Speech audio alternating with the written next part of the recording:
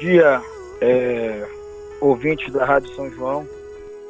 Estou aqui à disposição para tirar dúvidas sobre a situação da greve atual deflagrada na última segunda-feira pelo Sindicato dos Professores. Eu escutei ontem atentamente a fala do coordenador local, do professor Randel, e vou fazer alguns comentários sobre a fala dele e também tecer outros comentários de coisas que não foram ditas, mas que precisam ser esclarecidas. Eu vou fazer um histórico em relação às greves. Nós tivemos, de fato, greve em agosto deste ano, e a greve, na oportunidade, se deu por conta da discussão da interpretação do que seria a hora-atividade. A interpretação da prefeitura era uma e do sindicato era outra. A prefeitura aplicou o entendimento dela de que não pode o professor trabalhar somente 40 minutos e receber 1 hora, como acontece, né? E que neste tempo já está na hora de atividade inserida. Estão entrando outras ligações aqui, padre, eu estou ligando. Não sei se está saindo o áudio. Não, está senhor. saindo bem. Não, senhor, está tudo bem. Cancelar outras ligações. Mas, enfim, voltando. Então, ao fazer a interpretação da prefeitura, o Sintep entrou com mandado de segurança na época e não conseguiu eliminar. Então, o juiz local não deu a liminar para o Sintep, mostrando que a atitude da prefeitura estava correta. Por sua vez, a prefeitura entrou com uma ação de abusividade de greve e conseguiu eliminar para que os professores retornassem às salas de aulas, e isso não aconteceu. Os professores não voltaram, inclusive há uma multa por isso, que até o momento não foi cobrada, mas há uma multa para o Sintep por não ter voltado no prazo que a liminar previa. E assim, seguiu a ação e teve uma audiência, como muito bem falou o professor Randel, e na audiência foi feito um acordo, mas esse acordo, diferente do que ele disse, não foi um reconhecimento de aquele, não chamo de corte, aquela adequação daquele momento estava errada. Não foi isso. Na verdade, o acordo foi feito visando o bem-estar e a continuidade das aulas, o bem-estar dos alunos e a continuidade das aulas. Foi por isso que houve um acordo. E o acordo, é bom que se diga, não foi para retornar totalmente, como quis fazer crer o coordenador. Foi para retornar parte somente, porque a gente entende que realmente aquele pagamento estava sendo feito a maior, e retornou parte daquele numerário. Enfim, e o processo seguiu. E aí o acordo foi feito, perfeito. E lá nesse acordo, dentre os itens que foram acordados, um deles, e aí tem uma ponta, e aí este é um ponto de discussão, dizia que a prefeitura não poderia mexer, fazer novas interpretações sem uma conversa prévia. E essa informação é importante, que eu vou precisar dela daqui a pouquinho. E aí ficou feito o acordo e as aulas voltaram. Agora, no mês de setembro, teve um julgamento no Tribunal de Justiça que obrigou a prefeitura a entrar com essa ação declaratória, ação direta de inconstitucionalidade. Explico. Uma servidora, no ano de 2015, passou para a classe de magistério, né? Então, ela entrou somente com a graduação. Ela fez um pedido administrativo para mudar de classe para a classe 1, para que pudesse receber o numerário referente àquela classe, após ter feito a graduação. Então, ela entra como professor de magistério, nível médio, concluiu a graduação e fez o pedido de ingresso nessa nova classe. A prefeitura, em 2015, ou seja, na gestão anterior, indeferiu esse pedido. né, não deferiu. O que a servidora fez? Entrou na justiça, uma ação competente. Em primeiro lugar, ela ganhou, e o processo, depois deste momento, todo processo que a prefeitura ou qualquer outro ente ele pede, tem que haver a confirmação dessa decisão em segundo grau. Este processo veio para o tribunal, aqui em Belém, inclusive eu estou nesse momento falando do tribunal, daqui a pouco eu tenho um julgamento, veio para cá para o tribunal, e a segunda turma, a unanimidade, entendeu que aquela progressão que o juiz tinha deferido era inconstitucional. E este é o ponto.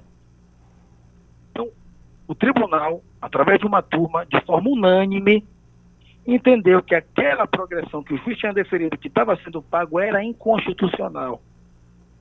Depois dessa decisão, não teve recurso desta referida servidora, que eu não vou falar o nome, para não expor ninguém. Não teve recurso. Quando não tem recurso, a gente diz que transitou em julgado, acabou aquela ação. O processo volta e a prefeitura, o município é intimado da decisão. Então, veja só, padre e ouvinte, a prefeitura recebe uma intimação de que o pagamento da progressão é inconstitucional, né, naquele caso específico, e o que tornou obrigatória a propositura da ADI para discutir, olha, se eu não posso pagar para a servidora X, como é que eu faço em relação aos demais?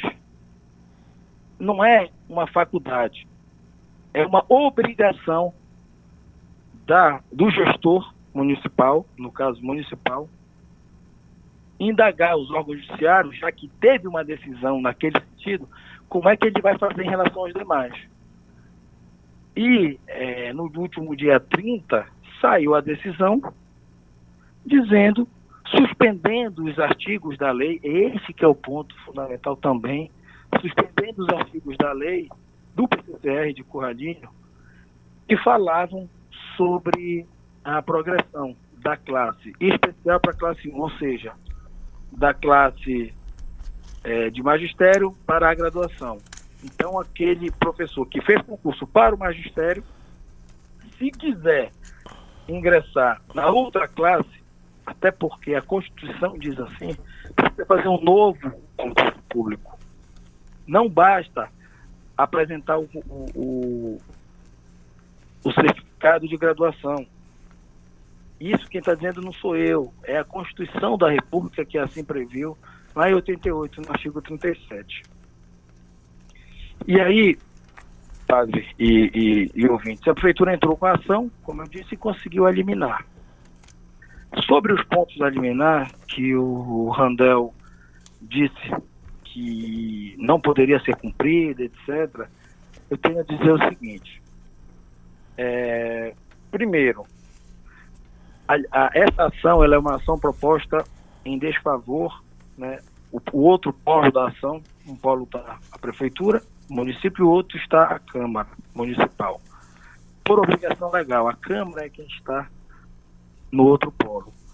O município que pediu a suspensão, né, que entrou com a ação e aqueles artigos foram suspensos, o município foi intimado naquele momento da decisão. E quem tem que dar cumprimento à decisão? O próprio município, né?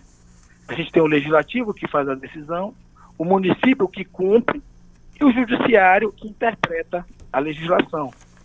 Quando o tribunal vem e diz, olha, esta lei aqui ela está suspensa, aquele órgão que executa a legislação, ele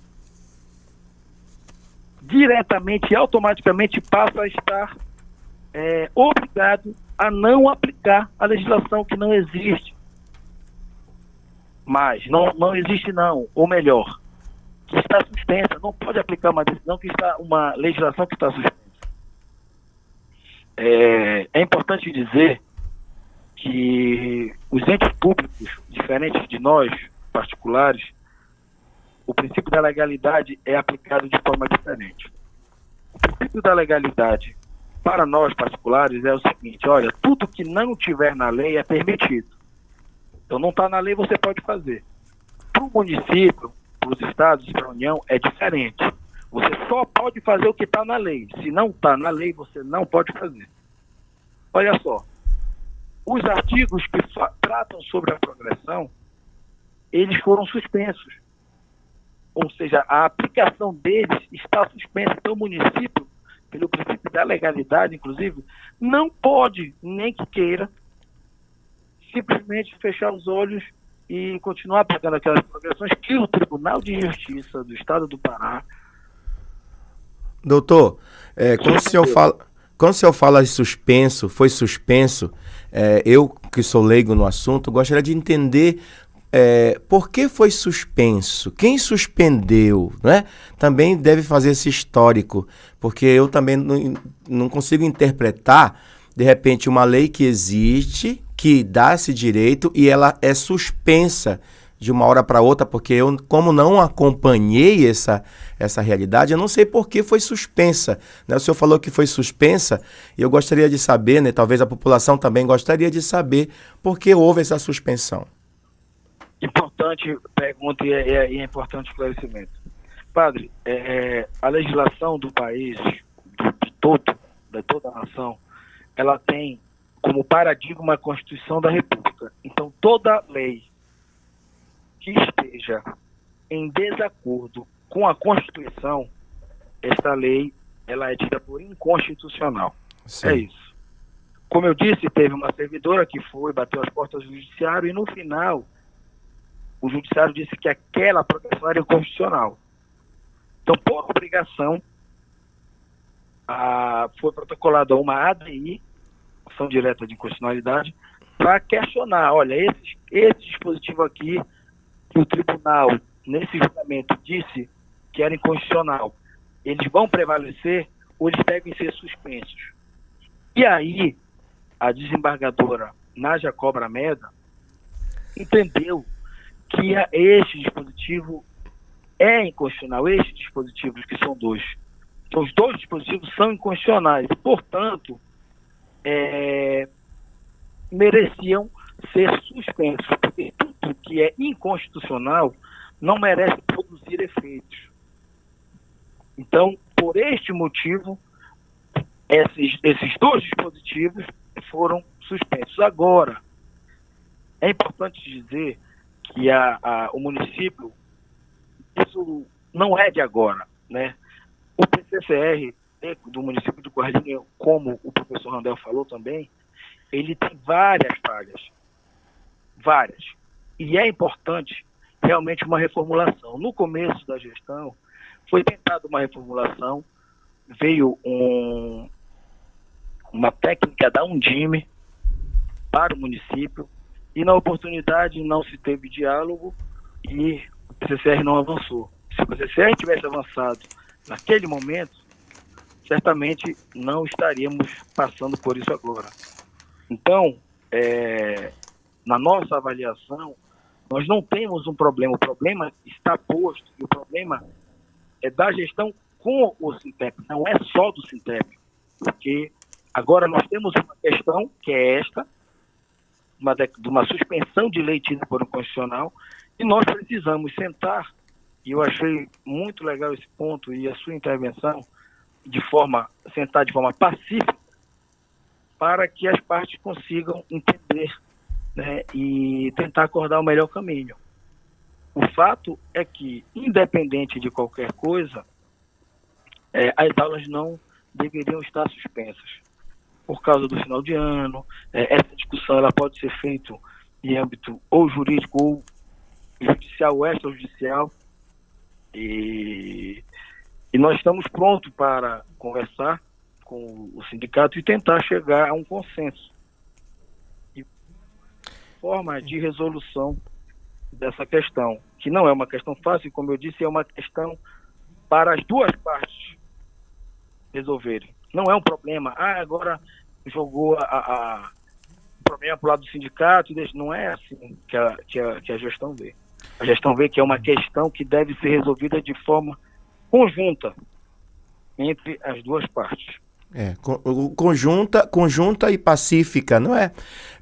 Eu vim de outro município, do Marajó também, que havia esse problema, né, de pessoas que fizeram, por exemplo, concurso para uma determinada área e estavam trabalhando em outra e que queriam receber de forma a nível superior também. Então, eu vejo que isso não é um problema somente de Curralinho, isso é um problema também que está em muitos outros municípios, talvez no Brasil inteiro, e olhando a realidade do vizinho, não é? É isso que eu queria saber com o senhor, como é que está esse processo também nos outros municípios, porque Curralinho também deveria, né, ou deve acompanhar também a realidade também dos outros municípios, porque é um efeito cascata, né, porque se aquilo que vai ser realizado aqui ou que é cobrado aqui, também provavelmente também deve ser feito, realizado e cobrado também em todos os outros municípios, já que isso é inconstitucional. Exato, padre. Esse ponto é importante também. Obrigado por lembrá-lo. Veja só, a ação é pública, esta outra ação de outro município é pública, então eu posso falar o nome do município, inclusive. Nós temos um caso que, a priori, poderia se pensar que seria semelhante, que é o caso de Gurupá. Vou voltar mais um pouco. Todos esses PCCRs dos municípios, eles foram feitos basicamente de uma única matriz, né? E isso faz com que os PCCRs sejam muito parecidos. E algum município ou outro tenha aquelas suas peculiaridades locais e tem as suas diferenças, tá? No caso de Gurupá, que houve esse questionamento, e nesta liminar do Gurupá, a liminar foi indeferida, mas como se está tratando da lei de Gurupá, só vai servir para os servidores de Gurupá. Cabe à gestão local entrar com a ação cabível e discutir. E ela fez isso. E lá não foi dada liminar porque o cargo de professores, e essa que vai ser a discussão, padre, nessa ação, e com o Sintep, essa que vai ser todo o cerne da discussão. E lá, em Gurupá, não existe vários cargos de professores. Não existe cargo professor. Nós vimos o anexo da lei de Gurupá. Cargo, se eu tivesse um quadro, ficaria mais fácil para visualizar. Mas é um cargo de professor. E aqui do lado, dentro do cargo de professor, na mesma linha, esta linha grande de professor é subdividida em 5. Lá são 5 classes. Magistério, graduação, especialização, mestrado e doutorado.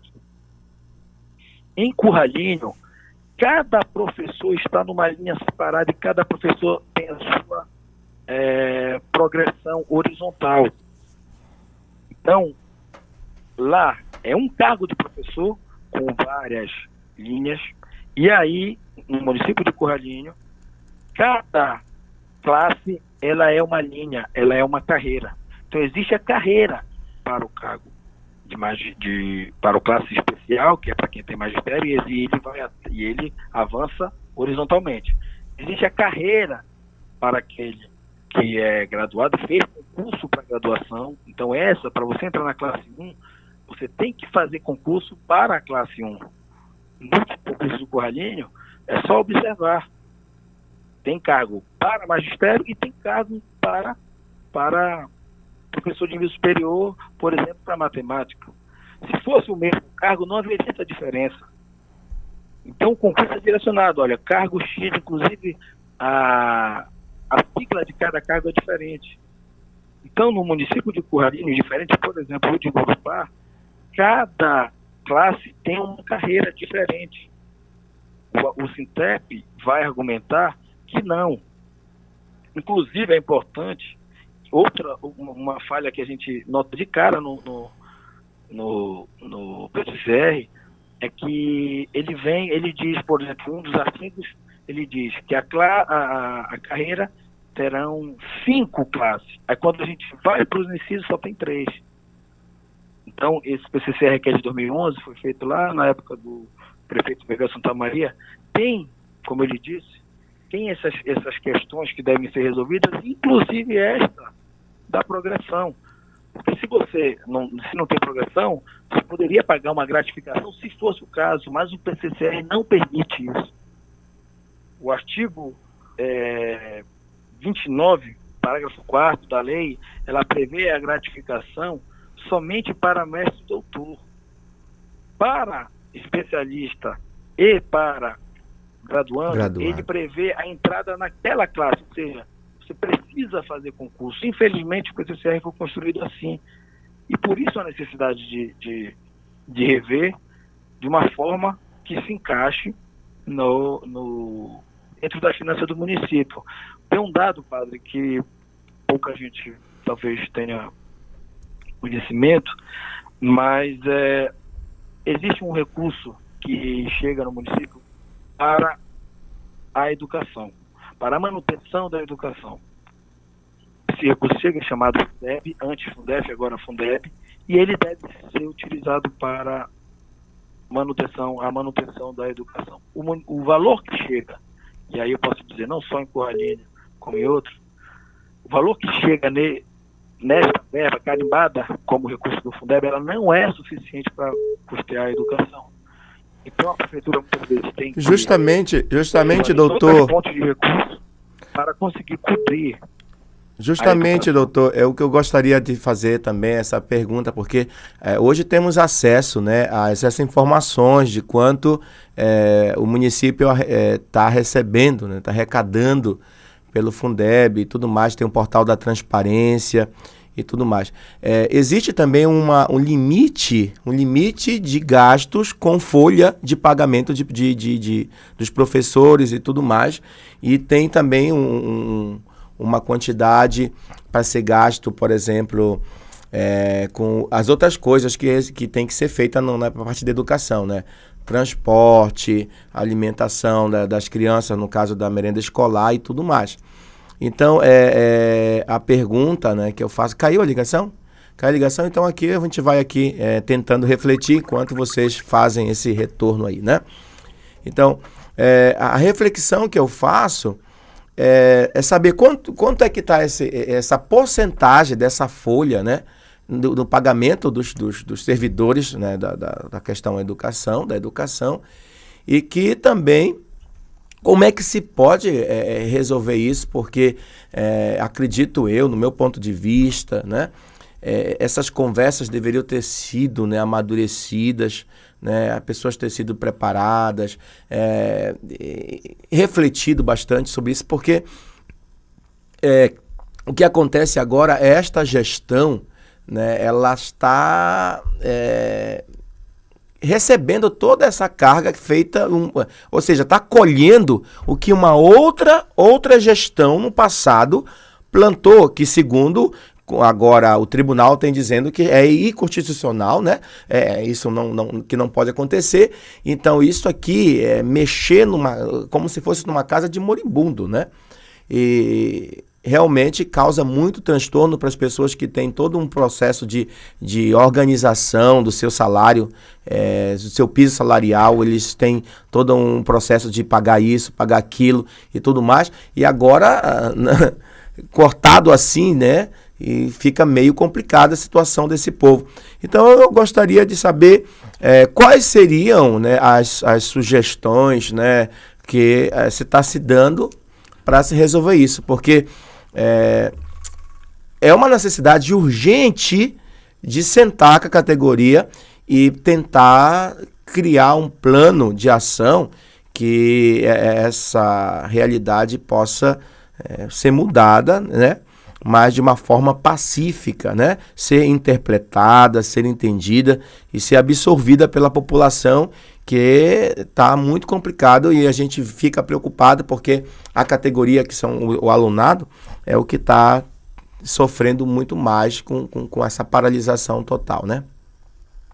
Certo. Padre, a sua fala, no meio da sua fala a ligação caiu, mas eu consegui escutar boa parte dela. Sobre o início da sua fala, o senhor falou sobre os limites, né? Uhum. Há um limite na lei de responsabilidade fiscal para pagamento de pessoal, isso geral, que é 50% dos recursos arrecadados, tudo que você recebe, até 54% você pode gastar com o pessoal. E tem uma lógica inversa na lei de diretrizes básicas da educação, a lei do Fundeb também, que para os professores, aquele recurso que caiu, você tem que pagar no mínimo 60%. Né? Então, 60% no mínimo daquele recurso que cai para você pagar pessoal e 40% é para outras coisas do ensino. Só que no município de Curralinho, esses 40%, basicamente, quase todos são gastos para pagamento de folha de pagamento. Então, aquela manutenção, aquele recurso para manutenção das escolas, enfim, até se fosse o caso para recursos para os professores, eles ficam totalmente comprometidos.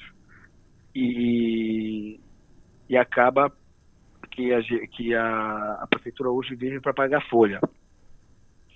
Então, sobre a segunda parte da sua fala, eu concordo que tem que ser uma reunião pacífica. Não teve a reunião de forma antecipada, porque, como o senhor mesmo disse, é uma casa de moribundo. Então, já tiveram algumas agressões, ameaças. Nós temos aqui, vamos tomar providências sobre várias ameaças, inclusive ameaças de agressão física.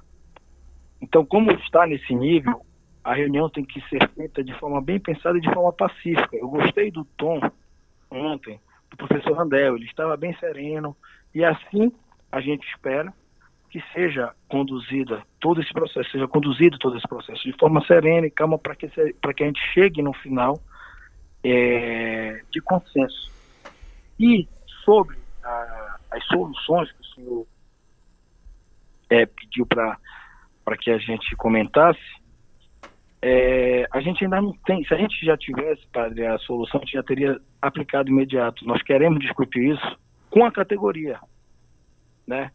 Nós queremos discutir isso com a categoria e, inclusive, chamar o Ministério Público para a discussão, para que a gente consiga chegar no consenso e realmente as aulas voltem imediatamente. Já estamos com o calendário prejudicado e nós não deveremos alongar isso. Quanto antes disso for resolvido, melhor para os professores, melhor para a gestão e, principalmente, melhor para os alunos que vão conseguir concluir o ano. E as suas palavras de ontem, eu concordo plenamente. A educação é o princípio de tudo. Eu sou professor, padre. Sou professor de universidade e eu sei o quanto é importante a educação na vida das pessoas. E ela é o início de tudo. O senhor falou ontem que faz até uma comparação com relação ao direito à saúde, e o direito à educação realmente é um direito essencial. E é assim que nós defendemos que a educação é essencial e, portanto, ela não pode parar. Ela precisa continuar e as discussões podem continuar paralelamente a isso. Mas o importante é que ela seja de forma serena, sem agressões verbais e físicas, e que se possa chegar num consenso o mais rápido possível. Doutor João, a gente está aqui tentando também, como Rádio São João, que é educativa também, de colaborar com esse debate, com essa reflexão que nós estamos fazendo ontem com o professor Rangel, com o senhor agora, e a gente reza para que possa essas coisas realmente ser resolvidas. Espero que nós, como igreja, tenha ajudado também nessa reflexão, né? Já que ontem e hoje, né, estamos continuando esse debate. E a gente achei muito interessante essa sua colocação de chamar o Ministério Público, já que as duas partes, né, não chegam a um acordo, então chamar uma terceira que é, vamos dizer assim, a responsável de dar um checkmate, né, nessa questão aí, já que quando umas duas partes, né, não estão conseguindo chegar a um acordo, a gente chama uma terceira que vai dar o veredito, né? Eu acho que a justiça existe, né, no Brasil, e ela é cega, né? Deve continuar sendo cega, porque ela não tem que ter partidarismo, né?